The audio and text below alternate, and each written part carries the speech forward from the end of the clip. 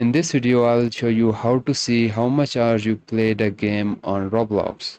So first open up your End browser, then go to the new tab and just search for Pro. After you search it, you will see second or the first website which says Chrome Web Store Pro. So just open up and then you will see the option of add to Chrome. So just click on it and click on the add extension.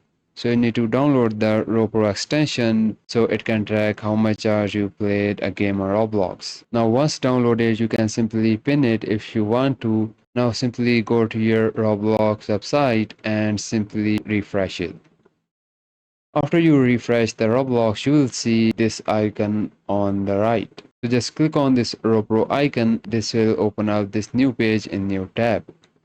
So what you want to see here is experience playtime tracking. If it isn't turned on, just turn it on. Simply close this tab. After that, simply play the game and this will track how much hours you played a game on Roblox. That's how you can see how much hours you played a game on Roblox. If you find this guide useful, consider liking this video and subscribing to the channel.